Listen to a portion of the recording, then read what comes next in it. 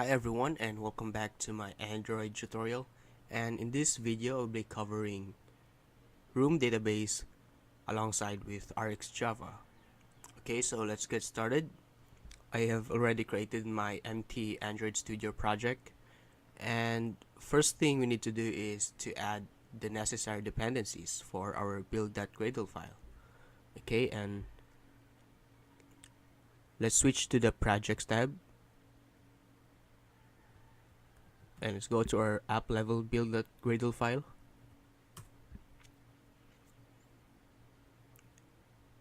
And here's the dependency for the room database. But before I add any dependency, I want to let you know that I will be using AndroidX.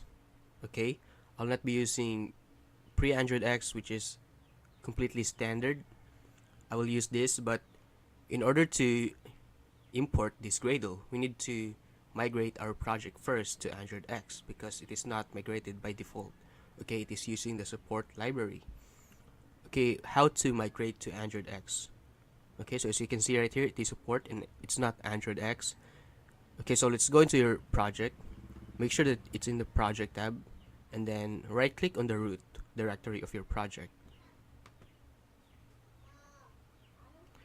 and refactor, and then click migrate to AndroidX. Okay, so if you have a very large project,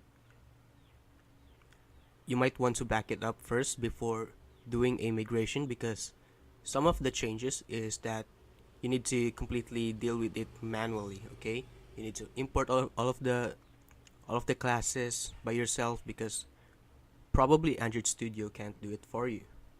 Let's go migrate, and for my project I will not back it up. I will just completely go ahead with migration, and let's wait for a second.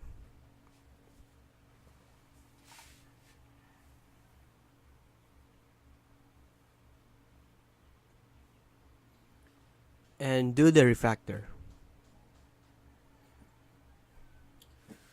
Okay, now the Gradle build is done, and now we can add the dependencies for the room database. Okay, so I will remove this constraint layout and copy this. Okay, if you're using Kotlin, but in this tutorial I'll be using RxJava, so that's why I'm not using Kotlin for this tutorial. And sync the project. Okay, so now it's done syncing. Okay, so I just thought that I would need to make this a separate video because adding the dependency is not that very common in AndroidX. Okay, so see you in the next video, which is all about the room database implementation for Android. Thank you.